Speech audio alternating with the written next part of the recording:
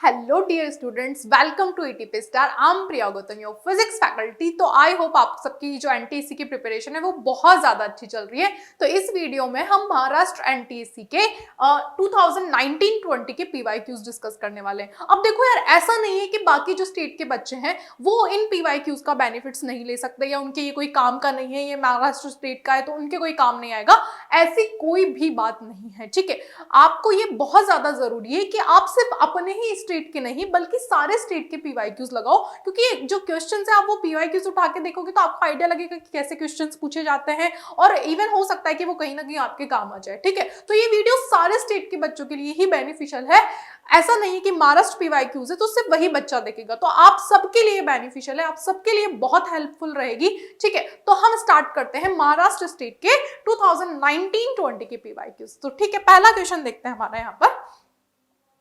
A tennis ball is thrown up and reaches a certain height and comes down in 8 seconds. कोई tennis ball है जिसको ऊपर फेंका है, ठीक है। एक टेनिस बॉल है, उसको ऊपर फेंका और वो 8 सेकंड्स के बाद वापस नीचे आती है। अब हमको पता है कि मैक्सिमम हाइट पर जो वेलोसिटी हो जाती है वो कितनी हो जाती है, 0, ठीक है। अब उसको टोटल टाइम ऑफ फ्लाइट कितना लगा, 8 सेकंड, तो उसको ऑब्वियसली 4 सेकंड्स जाने में लगेंगे और 4 सेकंड्स आने में लगेंगे, ठीक है।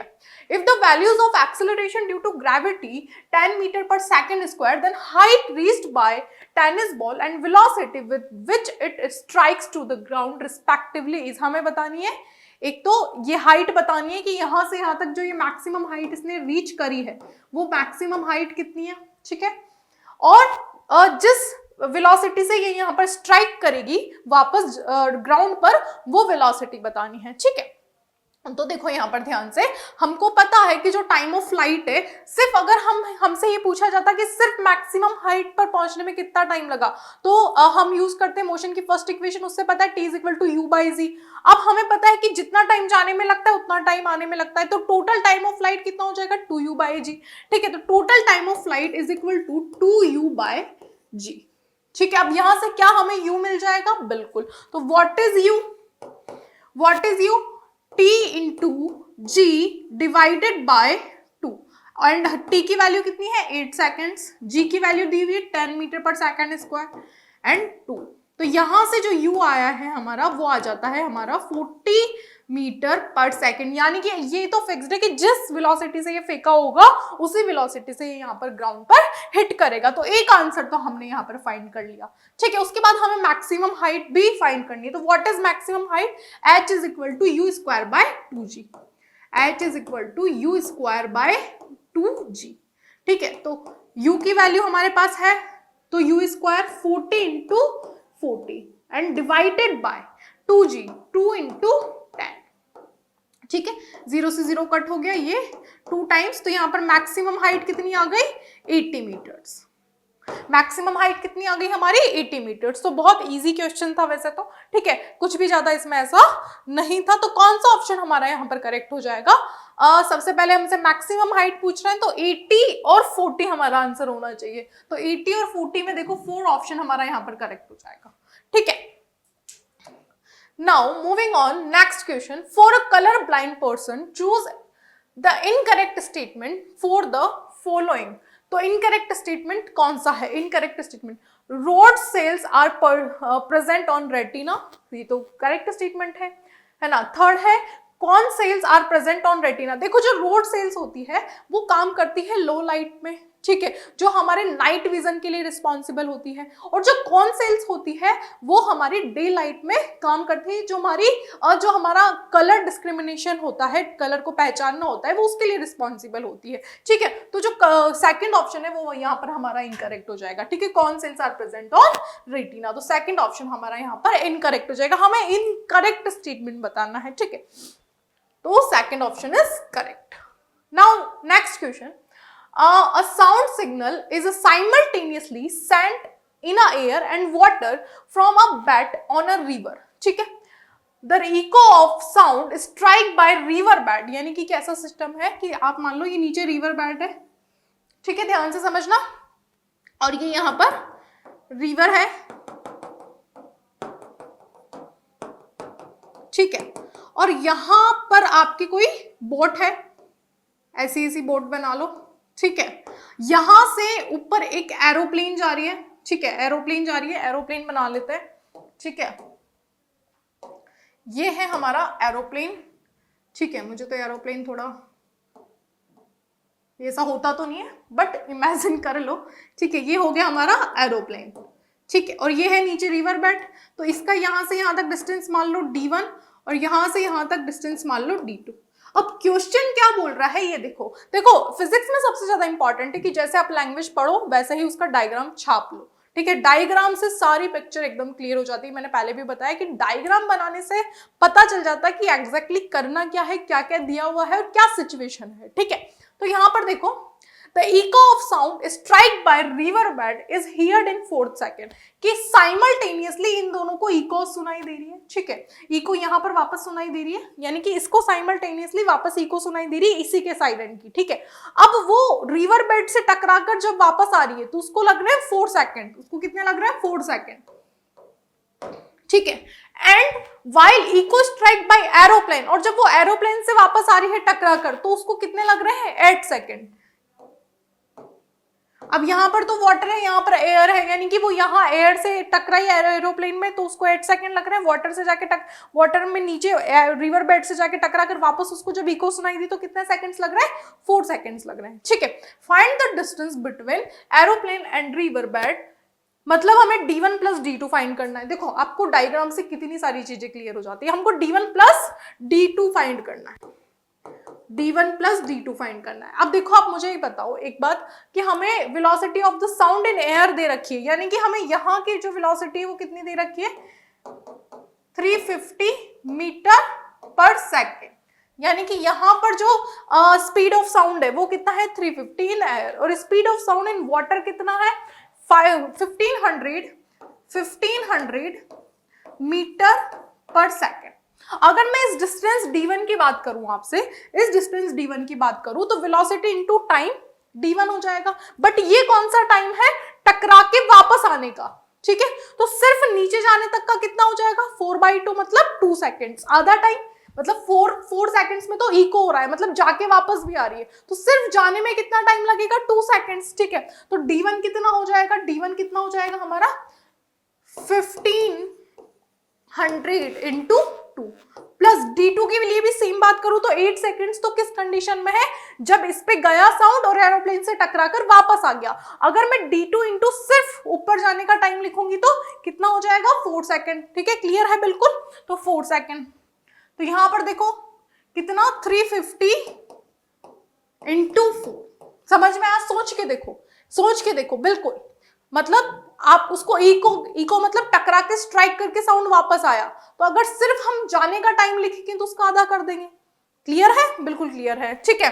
तो 350 इंटू 4। अब यहां पर जब आप इसको मल्टीप्लाई करोगे तो ये कितना हो जाएगा 30 और 00, ठीक है, प्लस ये वाला कितना हो जाएगा, ये वाला कितना हो जाएगा आपका d1 और d2 है ना, तो ये इसको करो 0 20 देन 0 2 और ये हो जाएगा, ठीक है, समझ में आ गया।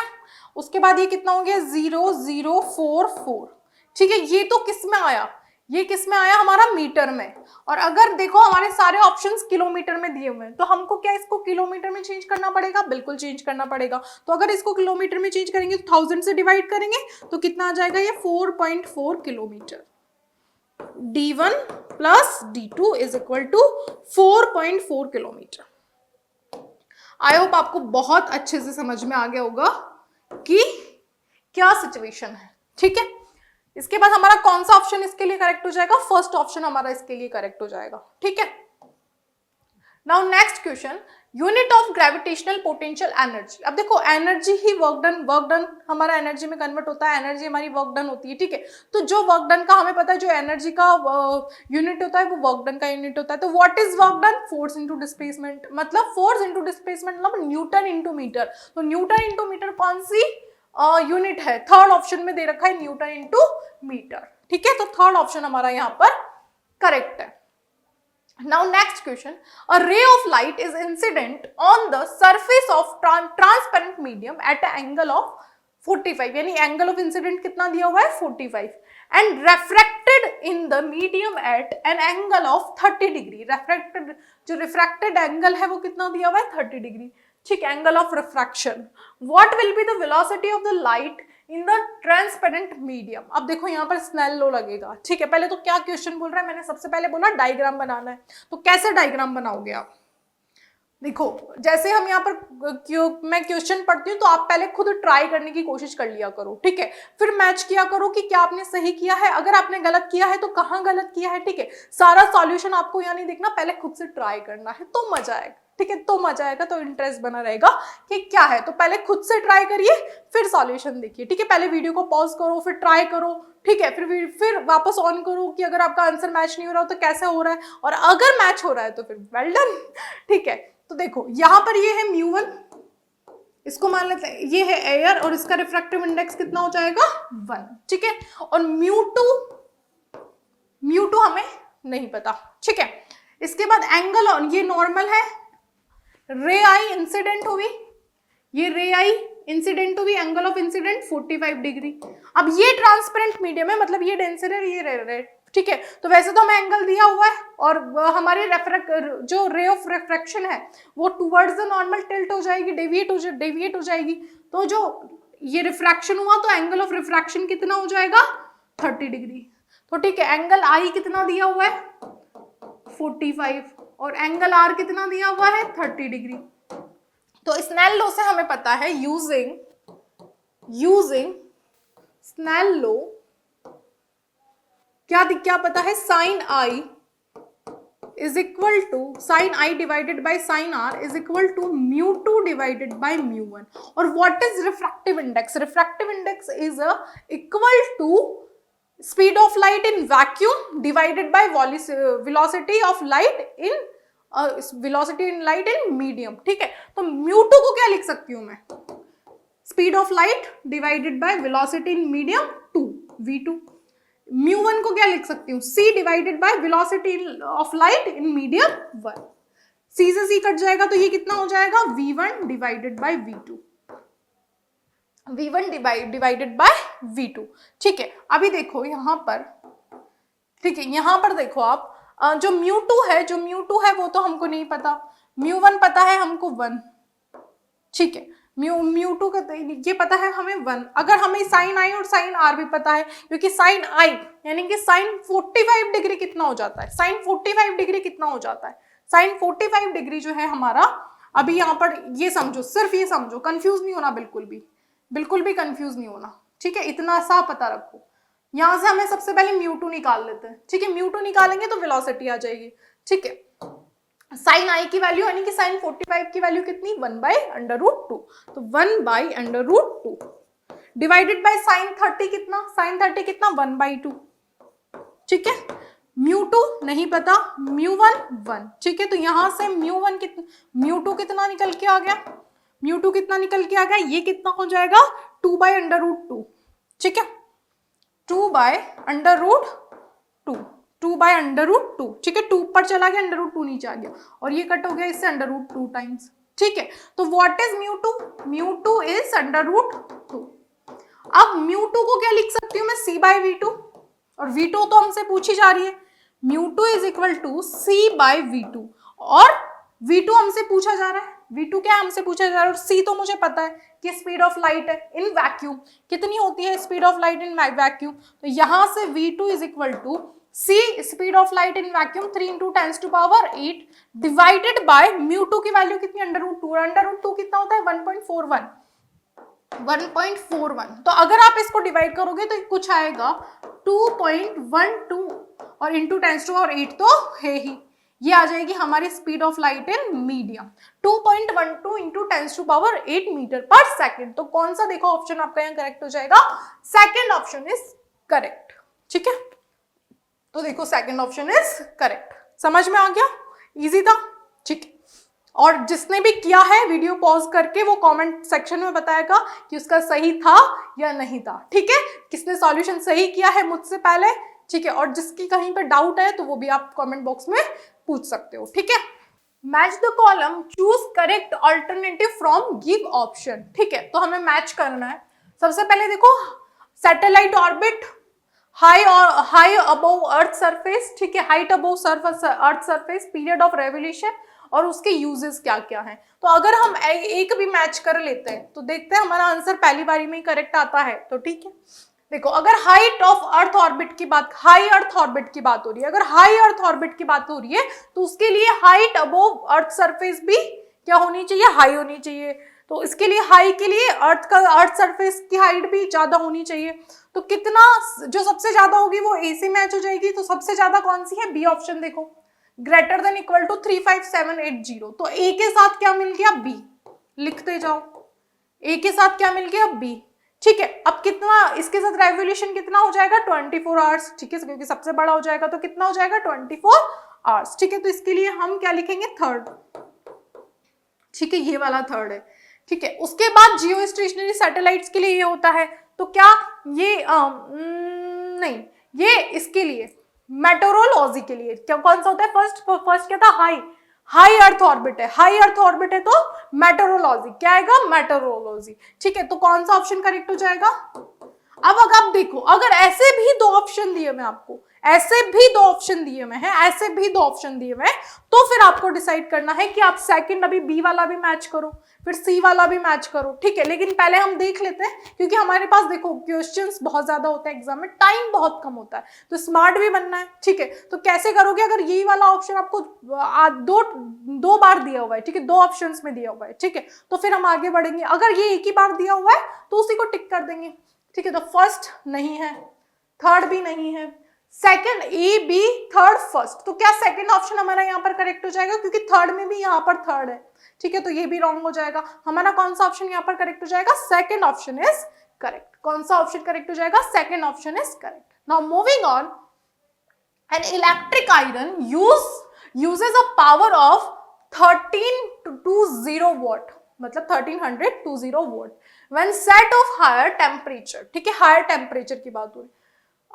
it set to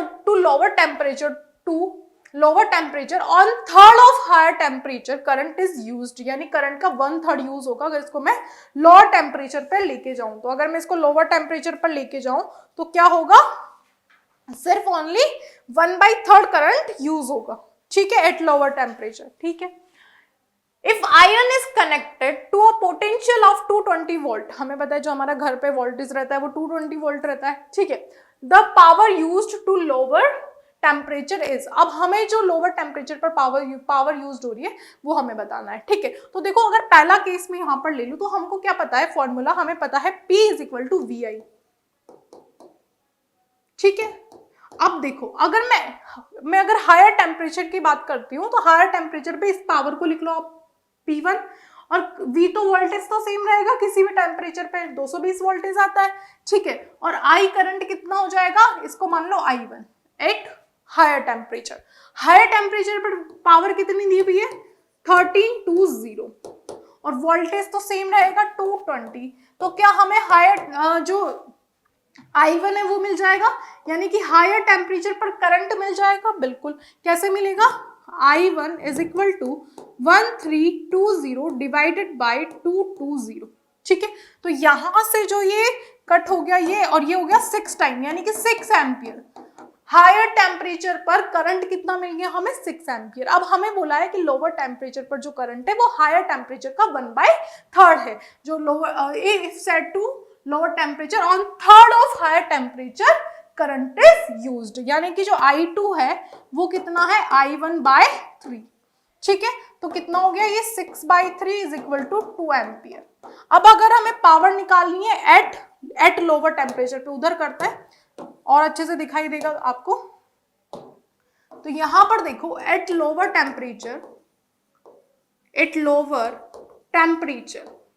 ठीक है, P2 कितनी है वो हमें बताना है, V सेम रहेगा, और यहाँ पर आ जाएगी I2, तो 220 इंटू कितना, 2 एम्पियर, ठीक है। तो व्हाट इज P2, 440 वॉट, यानी इस इलेक्ट्रिक आयर को अगर हम लोअर टेम्परेचर पे लेके जाएंगे तो कितनी पावर यूज्ड होगी, 440 वॉट। तो कौन सा ऑप्शन है हमारा, सेकंड ऑप्शन, ठीक है। Second option is correct. Now next, 250 kilogram of water per minute is to be drawn from a well 150 deep. An electric pump of can be used. अगर कोई इलेक्ट्रिक पंप हम किसी कुएं में जो 150 मीटर है उससे पानी खींचने के लिए अगर हम कोई पंप लगाएं तो कितनी पावर हमें चाहिएगी मिनिमम, मतलब मिनिमम नहीं, रिक्वायर्ड कितनी पावर होगी, कितनी पावर रिक्वायर्ड होगी. ठीक है, तो हॉर्स पावर में आंसर दे में यहाँ पर आप ध्यान से देखोगे तो ये चीजें बहुत ज्यादा इंपॉर्टेंट है. छोटी छोटी चीजें होती है जिसमें आप गलतियां करते हो. हॉर्स पावर में यहाँ पर आंसर दिए हुए तो हमें भी हमारा आंसर हॉर्स पावर में निकालना पड़ेगा. तो देखो जो पावर है वो क्या होगी, वर्क डन बाय टाइम, और इसके लिए क्या लिखूंगी मैं, work done mgh divided by T.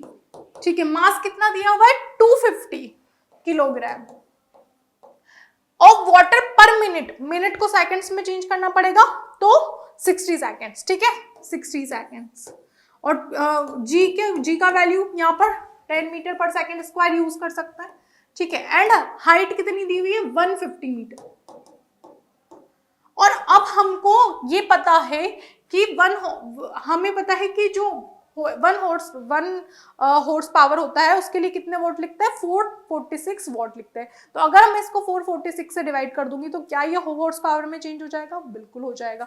ठीक है, तो इसको मैं किससे डिवाइड कर दूं, 746. किससे, 746, सॉरी 446 में पहले बोल रही थी, 746 से हमें डिवाइड करना पड़ेगा. तो ये किस में चेंज हो जाएगा, हॉर्स पावर में चेंज हो जाएगा. ठीक है, तो यहां पर ये जो कट होगा इसको कट कर देते हैं 0 0. ठीक है, इसके बाद ये और पूरा कट होगा 8.37 समथिंग हॉर्स पावर आएगा. अब देखो इतनी पावर तो मिनिमम चाहिए ही चाहिए. ठीक है, तो 6 हॉर्स पावर से काम चल जाएगा, नहीं ये तो कम पड़ेगा. 7 हॉर्स पावर से काम चल जाएगा, नहीं ये भी कम पड़ेगा. 8 हॉर्स पावर से काम चलेगा क्या, नहीं कम पड़ेगा क्योंकि 8.37 हॉर्स पावर चाहिए. तो क्या 9 हॉर्स पावर सफिशिएंट रहेगा, इतना रिक्वायर्ड होगा, बिल्कुल. तो ऑप्शन कौन सा करेक्ट हो जाएगा हमारा, फोर्थ ऑप्शन करेक्ट हो जाएगा. कौन सा ऑप्शन करेक्ट हो जाएगा, फोर्थ ऑप्शन करेक्ट हो जाएगा. अब ऐसा नहीं राउंड फिगर में आप 8 हॉर्स पावर टिक करके आ जाओ. पावर कितनी चाहिए, अगर हमें 8.37 तो मिनिमम आ रही है, अगर हम 8 से ये पंप यूज करेंगे 8 हॉर्स पावर का तो कुछ होगा ही नहीं, ये तो होगा ही नहीं. पंप इतनी पावर में तो चलेगा ही नहीं, खींच ही नहीं पाएगा. तो कितना चाहिए फिर, 9 हॉर्स पावर चाहिए. ठीक है, तो कितना चाहिएगा, 9 हॉर्स पावर. तो फोर्थ ऑप्शन हमारा यहाँ पर करेक्ट हो जाएगा. ठीक है, now next question. 2 copper metals sphere of same masses are surface area at temperature at TA 80 degree centigrade and TB 50 degree centigrade are kept separated in a heat resistant box. दूर दूर रखा गया इनको heat resistant boxes के अंदर. Due to blank temperature of A and B are changing and reaching a constant temperature blank heat transfer take place by, but if both sphere are contact heat transfer is but. मतलब क्या है, पहले तो constant temperature कितना आ जाएगा, constant temperature क्या हो जाएगा, इनका वो निकाल लो एवरेज. कांस्टेंट टेम्परेचर कितना हो जाएगा, एवरेज कैसे निकालोगे, 80 प्लस 50 डिवाइडेड बाय 2. तो 130 डिवाइडेड 130 नहीं, ये कितना हो गया 0 और 5 हाँ 130 डिवाइडेड बाय 2. ठीक है, 130 डिवाइडेड बाय 2 कितना हो गया, 65 डिग्री सेंटीग्रेड. ठीक है, तो अब ये तो पता चल गया कि जो हीट एक्सचेंज है वो उससे ये कितना आएगा, 65 डिवाइडेड बाय 2 65 आने वाला है डिग्री सेंटीग्रेड, 65 डिग्री सेंटीग्रेड. अब देखो हम उनको टच नहीं कर रहे हैं, दूर दूर रख रहे हैं. तो अगर हम उनको टच करते हैं तो जो हीट ट्रांसफर होता है वो उसका कौन सा, वो किस मेथड पे काम करता है, कंडक्शन होता है. ठीक है, जब हम उनको टच करते हैं. अगर हम उसको टच नहीं कर रहे हैं तो कौन सा, किसकी वजह से हीट ट्रांसफर होगा, रेडिएशन की वजह से. तो ये कांस्टेंट टेम्परेचर और मेथड कौन सा, रेडिएशन. तो रेडिएशन की वजह से यहाँ पर क्या हो रहा है, हीट ट्रांसफर हो रहा है. रेडिएशन की वजह से यहाँ पर क्या हो रहा है, हीट ट्रांसफर हो रहा है. तो देखो first option principle of heat 70 degree, convention radiation नहीं. Principle of heat exchange 68 degree, radiation conduction नहीं. प्रिंसिपल ऑफ हीट एक्सचेंज 65 बिल्कुल, रेडिएशन कंडक्शन. ठीक है, तो यहां पर हमें पता है कि अगर ये देखो दोनों चीज दी हुई है कि अगर इसको टच करते हैं तो कौन सा मेथड है, कंडक्शन. और अगर हम इसको दूर दूर रखते हैं तो कौन सा मेथड है, रेडिएशन।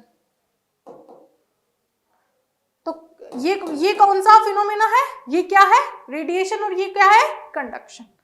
बिल्कुल क्लियर है, बिल्कुल क्लियर है। ठीक है, तो कौन सा ऑप्शन हमारा करेक्ट हो जाएगा यहाँ पर, थर्ड ऑप्शन हमारा यहाँ पर करेक्ट हो जाएगा। ठीक है, now moving on next question. An object of convex lens of a focal length 20 centimetre. ठीक है, अब कॉन्वेक्स लेंस की फोकल लेंथ के बारे में बात कर रहे हैं, तो कॉन्वेक्स लेंस की फोकल लेंथ पॉजिटिव में आ जाएगी। ठीक है, and a plane mirror are arranged as shown in a figure. मतलब आपको क्या है कि ऑब्जेक्ट रखा हुआ है इतने पे, यानी कि u की वैल्यू 12 सेंटीमीटर है, और लेफ्ट में रखा है तो u कितना आ जाएगा हमारे पास, -12 सेंटीमीटर, और फोकल लेंथ दी हुई है 20 सेंटीमीटर। हमें क्या बताना है, how far behind the image is the position of the final image of the object. Final image की जो पोजीशन है वो कितनी दूर होगी। ठीक है, तो अगर मैं इसके लिए इमेज कॉन्वेक्स लेंस के लिए v की वैल्यू निकाल लूं, पोजीशन ऑफ इमेज की वैल्यू निकाल लूं, और उसमें ये वाला डिस्टेंस प्लस कर दूं, तो क्या मुझे फाइनल इमेज की डिस्टेंस मिल जाएगी, बिल्कुल मिल जाएगी। ठीक है, तो हमारा लेंस फॉर्मूला क्या है, ठीक है, for convex lens 1/v minus 1/u is equal to 1/f। ठीक है, जैसा कि हमको पता है 1/v, v हमें निकालना है। अब -12 रखोगे तो यहाँ पे प्लस हो जाएगा 1/12, और 1/f कितना, 20। ठीक है, 1/v को निकालने के लिए इसको उधर लेके चले जाओ, 1/20 माइनस 1/12। ठीक है, यहाँ से 60 कॉमन लोगे तो 3 - 5 मतलब -2/6, तो आपका v कितना आ जाएगा, -30 सेंटीमीटर। यानी कि आपका जो इमेज है वो लेफ्ट हैंड साइड में कहां पर बनेगा, 30 सेंटीमीटर। लेफ्ट हैंड साइड पर कहां पे बनेगा, 30 सेंटीमीटर पर। तो इमेज की पोजीशन 30 तो ये हो गई और 10 ये हो गई, तो what is the image position. Image position की बात करो, इमेज पोजीशन की अगर हम बात करते हैं तो कितनी हो जाएगी वो, 30 + 10 which is 40 centimetre, which is 40 centimetre. ठीक है, समझ में आ गया कौन सा ऑप्शन करेक्ट हो जाएगा, फर्स्ट ऑप्शन यहाँ पर हमारा करेक्ट हो जाएगा, first is correct. Now moving on next question, choose the current statement. Alternating correct statement बताना है। ऑल्टरनेटिंग करंट इज ऑसिलेटरी नहीं। Electric power is transmitted over a long distance using alternating current, no. Frequency of alternating current in India is 50 Hz, no. Alternating current can be used for electrolysis of copper chloride, बिल्कुल। तो कौन सा option correct हो जाएगा, fourth option हमारा यहाँ पर correct हो जाएगा। ठीक है, हमें करेक्ट स्टेटमेंट सर्च करना था। Their lenses have a combined power of 2.7 diopter।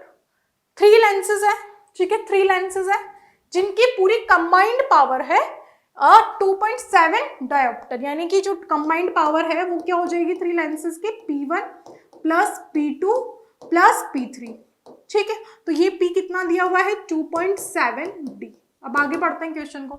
If the power of 2 lenses are 2.5 dioptre and 1.7 dioptre, यानी कि P1 और P2 मान लो दिए हुए हैं। ठीक है, तो ये कितना हो गया, 2.5 डायोप्टर + 1.7 डायोप्टर + P3 हमारे पास नहीं है respectively. Find the focal length of the third lens. अगर हम पावर निकाल लेते हैं थर्ड लेंस की तो क्या हमें फोकल लेंथ मिल जाएगी, इजीली मिल जाएगी। ठीक है, तो पावर निकाल लेते हैं, P3 कितनी हो जाएगी, 2.7 डायोप्टर इधर है। ठीक है, और ये दोनों माइनस में हो जाएंगे, इधर जाएंगे तो 2.5 - 1.7, 2.5 - 1.7। ठीक है, तो ये कितना हो जाएगा यहाँ से, P3 is equal to -1.5 dioptre. ठीक है, अब हमें पता है, अगर हमें, अब देखो यहाँ पर ऑप्शन देखो, सेंटीमीटर है और मीटर भी है, तो मान लो हमें सेंटीमीटर में निकालना है आंसर। ठीक है, तो अगर मुझे फोकल लेंथ मुझे सेंटीमीटर में निकालनी है तो मैं ऊपर क्या लिखूंगी, 100। ये मुझे पहले से पता है। ठीक है, ऊपर क्या लिखूंगी मैं, 100। ठीक है, नाउ अब f को सेंटीमीटर में निकालना है, f को सेंटीमीटर में निकालना है तो ये इसको नीचे लेके आ जाएंगे, 100 डिवाइडेड बाय कितना, -1.5, कितना, -1.5। ठीक है, तो ये 0 कट हो गया, यहाँ पर लग गया, तो ये आ जाएगा 6.66 सेंटीमीटर। तो ये तो हमने सेंटीमीटर में निकाला, अगर ये हमारा ऑप्शन मैच हो रहा है तो ठीक है। देखते हैं, -6.66 सेंटीमीटर ये हमारी क्या आ जाएगी, focal length. Focal length negative में आएगी, ठीक है। तो देखते हैं कौन सा ऑप्शन करेक्ट है, फर्स्ट ऑप्शन करेक्ट है, जो कि हमारा भी फर्स्ट ऑप्शन करेक्ट है, -66.66 सेंटीमीटर। इजी क्वेश्चन था बहुत ज्यादा। नाउ मूविंग ऑन, हो गए। तो सारे PYQs हमने 2019-20 के महाराष्ट्र के कर लिए हैं। जैसा कि मैंने आपको पहले भी बताया, ऐसा जरूरी नहीं है कि महाराष्ट्र स्टेट वाले के ही ये यूजफुल रहेंगे या बेनिफिशियल रहेंगे या बाकी स्टेट वालों को ये नहीं करने चाहिए, ऐसा बिल्कुल भी नहीं है। देखो, आपको सारे स्टेट के PYQs करने चाहिए, ठीक है। आपके लिए बहुत ज्यादा हेल्पफुल रहेंगे, क्योंकि आपको आइडिया लगेगा पेपर कैसे पूछा जाता है। लमसम सारे स्टेट के जो होते हैं वो रिपीटेड होते हैं, क्वेश्चन एक दूसरे में आते हैं, ठीक है। तो मेरा सजेशन पर्सनली आपके लिए ये है कि आप सारे स्टेट के PYQs करिए। तो ये जो वीडियो है वो सिर्फ महाराष्ट्र के बच्चों के लिए ही नहीं है, वो सारे स्टेट के बच्चों के काम आने वाली है, ठीक है। तो आप इसका फायदा उठाइए, अपनी जो प्रिपरेशन आप कर रहे हो उसके लिए बहुत बेनिफिशियल है। आप वीडियो को लाइक करिए, चैनल को सब्सक्राइब करिए, वीडियो को शेयर करिए। Thank you so much.